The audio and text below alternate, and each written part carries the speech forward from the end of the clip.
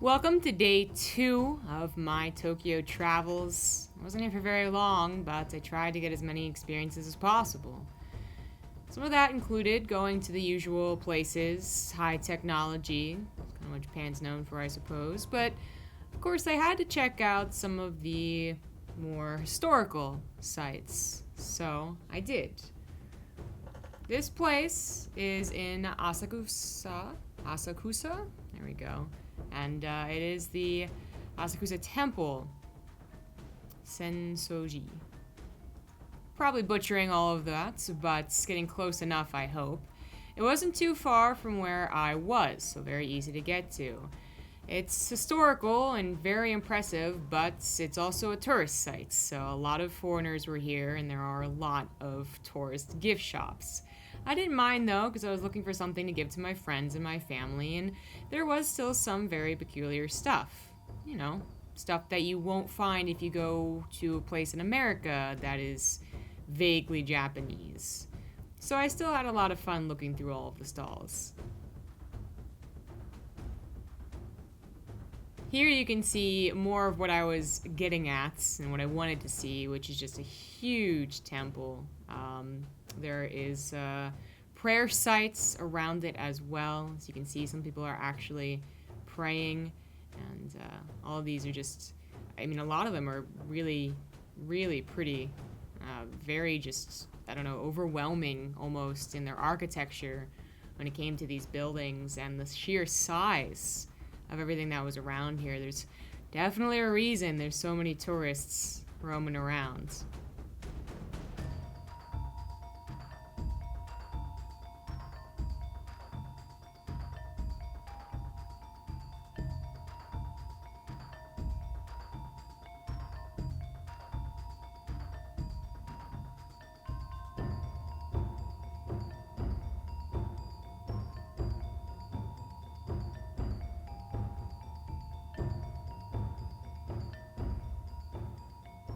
When you get up close, you'll have incense burning.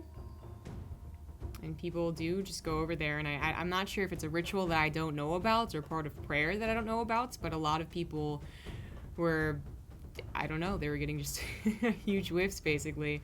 I did not partake, but it did smell very nice. Up close, it's just, you really start to see the architecture and the amount of detail that was put into it, and again, the sheer size of these temples.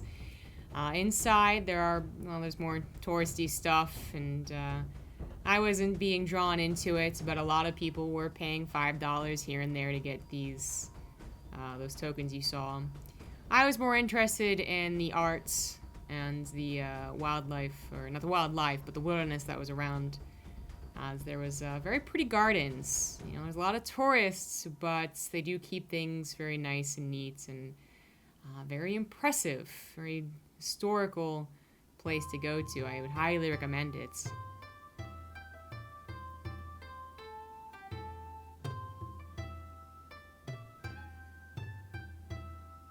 Koi ponds are a must-see in Japan, and there were a few. Well, this was more of a koi river. These things were big, and the scenery was amazing. This was a small little part, amidst of the more touristy sections that you could look around and not see too many people around. So it was pretty peaceful, and these koi fish were very eager to be fed, I suppose. I don't think you're supposed to, but they looked like they were ready for it. There's more history as you walk by. I don't know what these are, but they were pretty cool.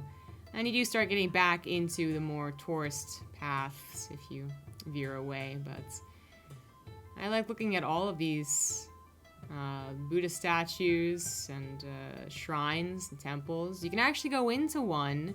You're not supposed to take any pictures, you're not supposed to video it, so I went in without taking any footage. But as you leave again, you are going to be met with more of just appealing to tourists, and a little more of what, current Japan would be. So even though this building was old-fashioned and great to look at, it also has a lot of stalls that were selling anime and Pokemon and stuff like that. And then outside there was an amusement park Don't know about that. Didn't get to go.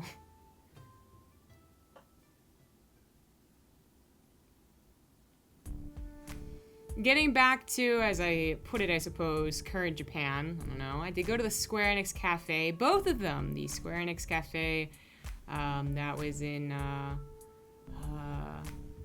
Akihabara, and the one that was in... Actually, I don't remember what that one was in. But I bought a lot of stuff at both of them, believe you me.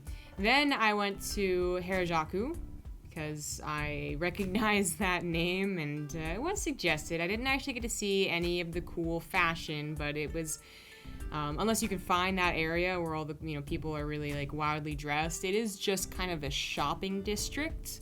So a lot of shops, a lot of tax-free, very much a tourist sites, and a lot of people. I mean, there's a lot of people in general in Tokyo. But at this place, just all the shops, and I don't know, just waves and waves of people. You can see in the intersection, that was when I was like, oh, I'm really in Japan now. This is when I saw the intersection movement. I tried to get just the sheer scale of how many people were walking to and from this area. I don't know. I didn't get quite the appeal, but I was also very tired and very hot because it was like 100 degrees and super humid. I don't know why all of these people are as crazy as I was. In the subway station underground, there was a huge cafe, restaurant type deal. I thought it was so awesome. You literally are in this like very structured, clean subway, and then you look to the right and there's suddenly like this nice little cafe over there. I thought it was really cool. But then I had to go back on the metro, so didn't stay around, didn't see what they had to offer. But that kind of wraps up my trip to Japan. I really only had a day and a half. It was even full 2 days before I had to go back to Korea and start casting again. So in summary, I highly suggest going, especially if this is something that you have any interest in. Either you love the culture, you watch a lot of anime, you play a lot of games. I think there's something for everyone, new and old. The place I said it was relatively cheap, so it's not as cheap to eat as it was it is in Korea. But obviously, you still have your old staples like ramen and sushi, and those were all delicious too. I can confirm. So that about does it for this travel blog. I hope you guys enjoyed. Hope you guys got a little bit of a glimpse of Tokyo that maybe you haven't before. And that'll do it.